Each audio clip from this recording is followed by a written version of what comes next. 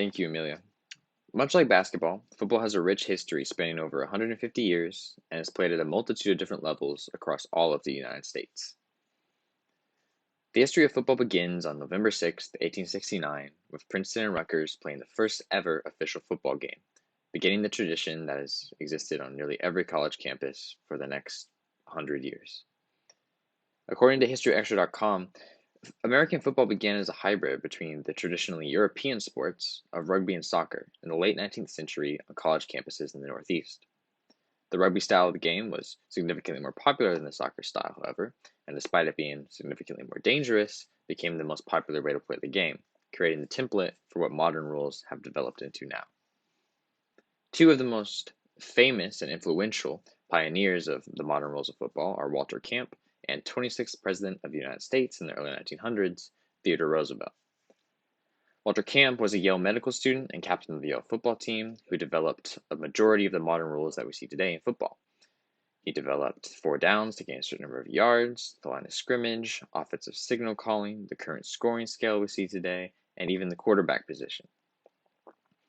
Despite all the rule changes, though, football was still incredibly dangerous to play, with there being numerous deaths on the field, internal bleeding, and other injuries that led many to question whether the sport should even continue due to how dangerous it was. Theodore Roosevelt, who was a fan of the sport and believes that it was something that could help build character for those playing it, wanted it to continue, so he decided to help establish the NCAA to better regulate different safety rules and other standards so that players could continue to play the game to this day. According to the Pro Football Hall of Fame, the modern era of American football began in 1939 with the first ever televised NFL game, featuring the forward pass and even hash marks on the field, which remain to this day as a standard in American football. The second and final point I want to bring up are the different levels of football and how they are played. So at the youth level, we have things like flag football and Little League, and at the higher level of the youth level, we have high school football, which often serves as a transitionary point between the youth level and the collegiate level.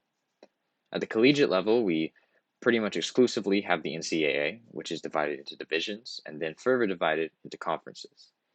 According to the Baylor Football Media Almanac, Baylor has had a lot of success in college football in the past 10 years, winning 2 Big 12 championships, 5 bowl games, and producing a Heisman Trophy winner in quarterback Robert Griffin III.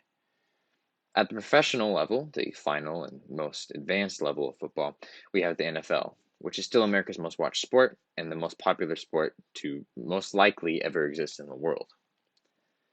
There are other professional leagues such as the Canadian Football League and Arena Football and the XFL, but none of these even hold a candle in popularity to the NFL, and frankly never will. So now that we've learned about two of the most popular sports in America, I'd like to introduce Claire to discuss one of the more unique team sports, which is rowing.